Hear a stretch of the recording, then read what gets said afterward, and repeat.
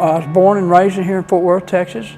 The kids that I grew up around were smoking and drinking, and I hung on from the time I was 13 till I was 15 before I ever did anything.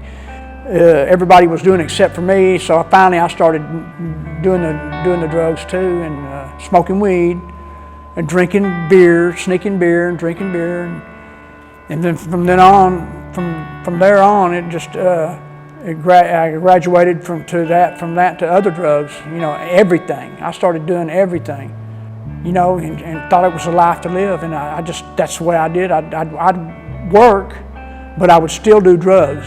From the time I was 15 to the time I was 47 years old, I did drugs. I did everything. The economy got so bad in 2008, and then the company I worked for closed down, so I started working temporary jobs. A lot less money. I lost my apartment because I couldn't afford to pay it. We're making minimum wage, couldn't afford to pay my rent, and I didn't have any family here in this area to help me out or anything, or go stay with or anything. So I'd have to stay with somebody, you know, somebody that I knew. I stayed at rest areas. When I didn't stay with a friend of mine, I'd stay in the rest area in my truck. It just got so bad that I didn't know what I was going to do next. I didn't even know about the Salvation Army. I didn't know they had a program for homeless people, or I would have tried to apply earlier. This one lady that knew me, she said, "I know where you can go.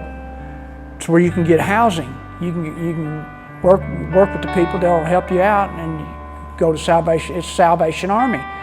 So she gave me the number of the lady who was like the program director or something like that here.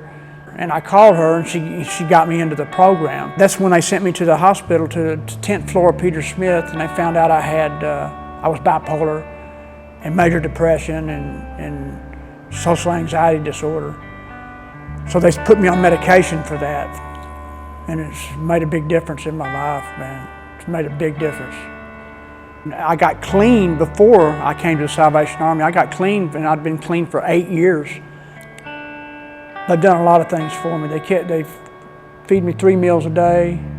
They give you life skills classes here, where they get you acclimated to going back out into the real world.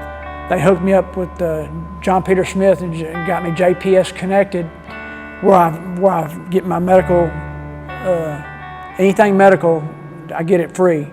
They go to church here. This is our church here. They go to church here on Sundays and Wednesdays. I mean, I'm grateful for the Salvation Army.